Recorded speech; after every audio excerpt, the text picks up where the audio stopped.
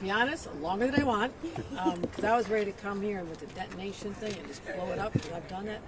But because of a few factors, such as it's filled with asbestos, so they have to go floor by floor and do asbestos removal to make sure we don't have anything discharged into the environment here locally to protect everybody and the businesses.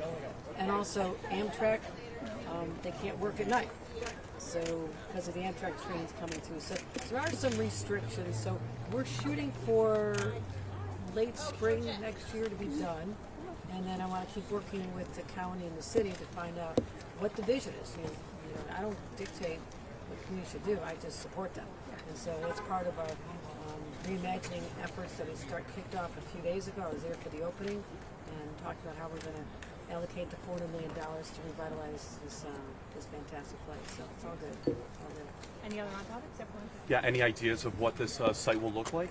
I will give it to the community to help us come up with the vision. You know me, I'm all about housing, new businesses, but a place for people to live. I think this would be an extraordinary place to live. We're so close to the waterfront there, and I'm doing my best to create more connectivity there. And you know, that project here a couple weeks ago talking about that. So I would be a big fan of different levels of, whether it's affordable housing, market rate. Bring it all here. I want to see more life down here, and this is what this area has been missing for a long time. People want to be in the city, but there's not enough apartments, and there's definitely not an opportunity to buy that first condo as people want to try to start creating some wealth for themselves and their families. And so I'll be working very closely to make sure that this is worthy of the great city of Albany.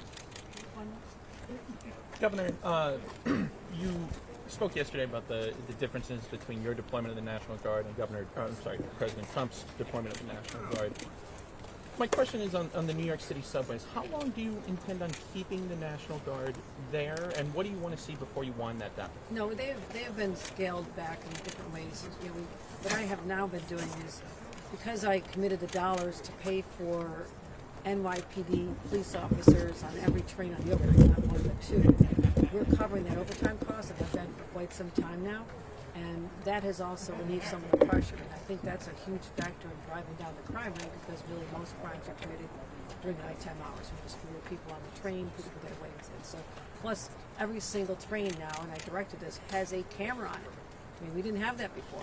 So again, it's a deterrent, but also helps solve crimes. So there are not as many repeat offenders because we're catching people because of that footage that is not there. They were told me if I did this would take years. I said, no, it will not take years. Do this now, and it's completed. So there are other factors at play here. So I don't have a decision on when they will absolutely leave the subway system, but I'm really proud of the work they've done and just calming the whole experience down. I think they'll tell you if they feel much safer. There'll always be those horrible cases that just shock your conscience and think, how could this happen? How depraved? But if you look at the numbers, it's showing that we're making a real difference here. But we're going to keep our efforts up to fight crime, whether on the subways or the streets of New York, all the way north of Buffalo. On redistricting. Any other central warehouse questions, guys? Big day for Albany, huge day. I think they're just in shock. Yeah. They're so excited they don't know what to say. We got time Governor, for one more question. on redistricting, what are your discussions looking like with the legislature right now? What would a constitutional amendment look like? And then I also wanted to know what you think of Antonio Delgado calling for a special session going around the state. So we need a special session. I'll tell you, because if you understand actually how the process of government works, in order to change the Constitution, now this was put in place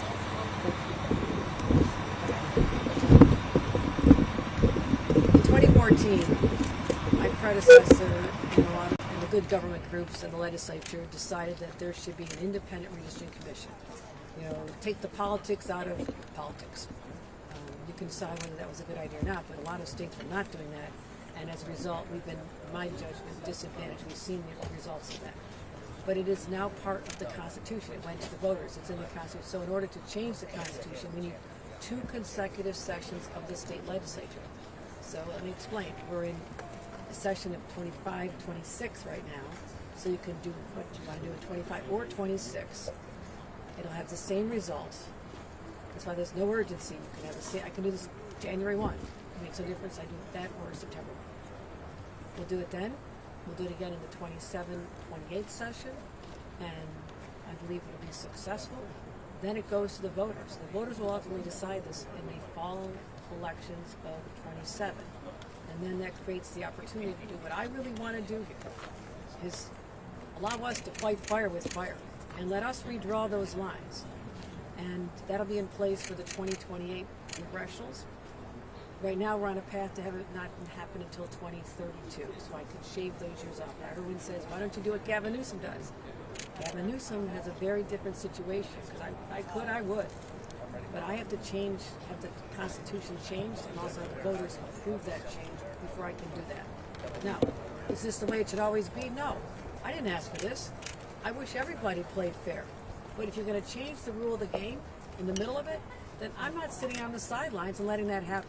Because what happens is we'll have a whole generation of Republican domination in Washington. And look at the effects we're feeling now, because we had 7 Republicans who did not stand up for their districts or stand up for their state. They rolled over, they caved, and as a result, I have $13.5 billion hit to the healthcare system. The state alone has to come up with $3 billion next year. We're dealing with $750 million in cuts now. I've got people who are not going to have health care coverage. We have people that will be suffering from not having nutrition programs. And this is just the beginning.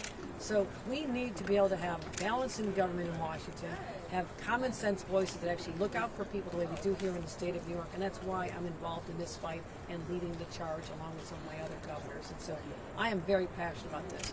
It is unfair what they're doing. And I'll be damned if I'm going to sit there and let this happen without a strong fight. Governor, Okay, guys, we're gonna get to a bill Stephanie. awaiting Thank you. a bill awaiting action would make the state have the strictest artificial intelligence restrictions in the country. Advanced artificial intelligence system. Is that an identity you want for New York State, having the strictest rules? And is that your way of saying that you'd either negotiate chapter amendments to this or outright veto No, I'll the look way at it's it at? closely, and this is an important issue for us. I do believe that this is an opportunity for us to create more jobs. It's happening, and we can't go back, years ago and pretend it doesn't exist. And so why not embrace it? But also, I do support sensible regulations, but not to put us at a disadvantage as a state. So that's the delicate nuances I'll have to be looking at with this legislation. But as you know, I started Empire AI. And there are other states, including California. I've talked to people from Silicon Valley who wish they had thought of it first, where we are building right now the largest supercomputer in the nation dedicated to responsible AI research. AI work for public good is what we're focused on. The largest one outside of private company, just to put a qualifier there. And that's underway right now. It's happening in Buffalo. And we're getting a lot of attention for that. People are noticing this.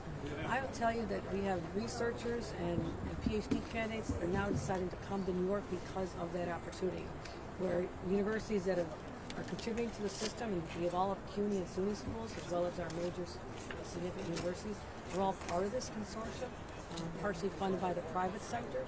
This was a very novel approach to say, no, we are embracing this technology and we're going to make it work for our people. So I'll look closely at the legislation, but I'm not trying to set up barriers to make our state a place that people do not want to continue to make these investments. I need the investments made here. If they're going to go somewhere else, I want the jobs here. And certainly not an What was identity it as like having making strictest nice with regulations. Richie Torres?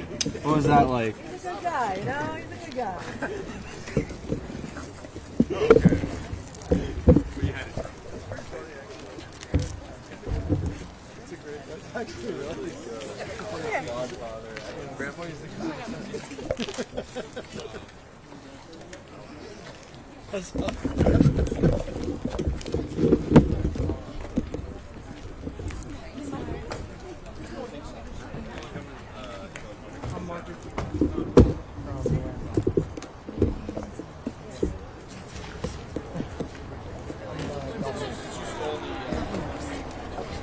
Oh my God, I knew say your name. Say I will. Oh my God, I was just asking like, okay, that's great. That's great. Nice to see you. Okay, yeah, see, we will catch up. Yeah. Okay. Okay. All right, my dear.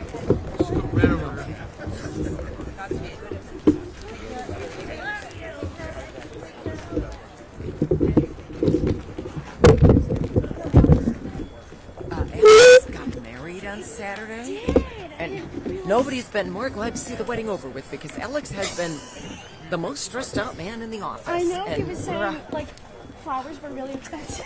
I think he did not miss a beat. And Yes. actually, I was there in Lake Placid. good. It was lovely. Good. But whew, like we were all going to have it all